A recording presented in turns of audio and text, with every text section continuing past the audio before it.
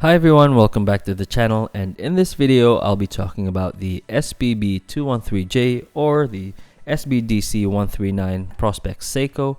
It's the 140th anniversary edition. The case is stainless steel and brushed on the surface and polished on the edges. And the same with the bracelet, it is also brushed on the surface and polished on the sides of it. And it has a 3-fold clasp with push button release and has a double lock secure system. Some of the reviews that I've seen on YouTube or that I've read on the internet are saying that the bracelet of this watch is not good, hence they are replacing it with a different bracelet or a NATO strap. But for me, I don't really have any point of comparison. I've got my Omega C Master 300, but I don't really see the difference. So for me, this is a perfect bracelet. It justifies what I'm paying for it, and I love it for that. Now let's check the bezel action of this watch. It has a 120 click unidirectional rotation with little to no play, except when it's on the 12-hour marker. It moves a little bit, but it's fine. You don't really notice it. And as for the bezel and the dial of the watch, which are the main reasons why I bought this watch and why I really love it, the bezel is blue. It's more like a deep blue. It's a bit glossy like a ceramic, but it's not too much. It doesn't scream I'm blue. And the dial of the watch is white, but not really. It's like a dirty, creamy, sunburst white. And we have here a sapphire curved crystal as well. And if you see the second hand of the watch, it's lighter than the bezel, which is perfect because it stands out. We also have a screw down crown, however there is no logo.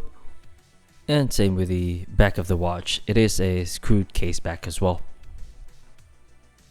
And here you can see the famous Seiko wave logo, the Great Wave of Kanagawa. And going back to the bracelet, let's talk about the bracelet. This bracelet has a 4mm small adjustment, which makes it easier to find the right fit for your wrist. And it also has a diver's extension. However, in order to open this, you will also have to sacrifice your nail first before you can use it. And this is something that I will never, ever use. However, so for some other people, they will use it. And I think the more you use this system, this diver's extension system, the more it gets easier for it to open and close it back.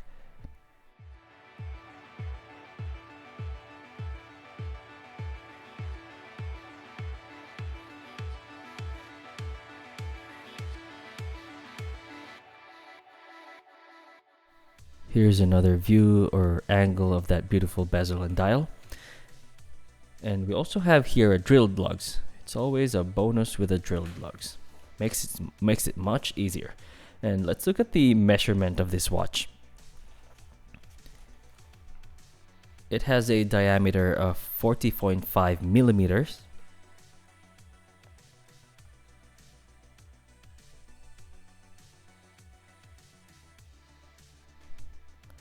A lug to lug of 47.5 millimeters.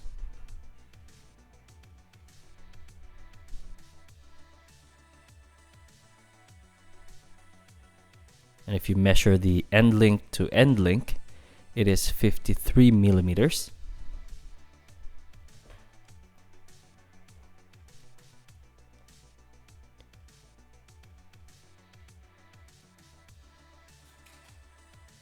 We've got a thickness of 14 millimeters.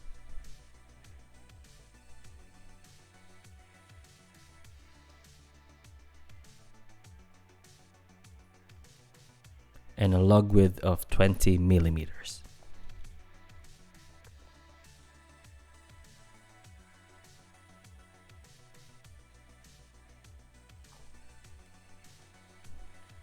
It's also a fairly heavy watch. It comes in at 181 grams, but you'll get used to it after a few days of wearing it. You'll just get mesmerized with that dial, with that design, with the bezel. And with the movement of this watch, we have a 6R35 movement. It has a plus 25, minus 15 accuracy per day, a 70-hour power reserve, hacking and winding system, All that for the price of, I'm not even gonna say it. I know a lot of people doesn't really agree with Seiko's pricing anymore, but for me, it's still achievable, reachable for most of us. Now let's look at the watch on my 6.5-inch wrist. And here is where I admire Seiko's design. Because if you look at that, the 40mm diameter is perfectly proportional with the 47.5 lug-to-lug distance.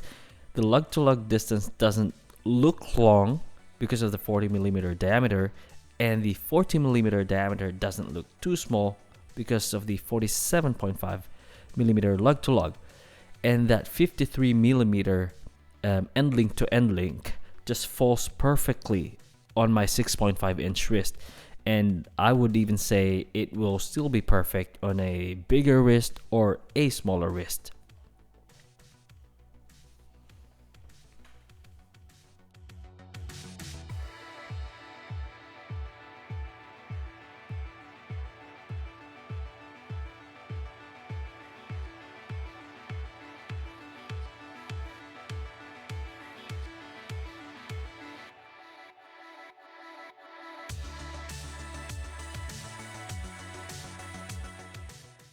Now let's look at the lume of this watch, and as always, I think everyone will agree that Seiko has one of the best looms in the watchmaking industry.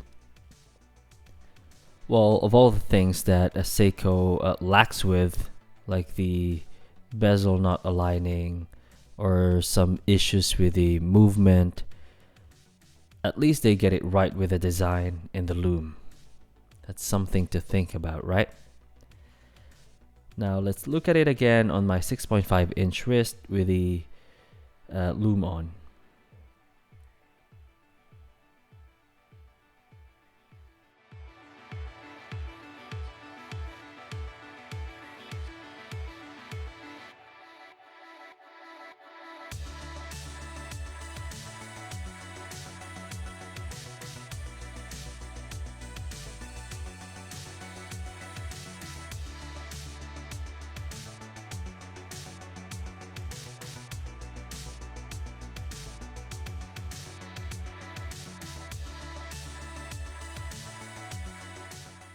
And to end the video, here's a little bit more wrist shots with a different angle and a different lighting.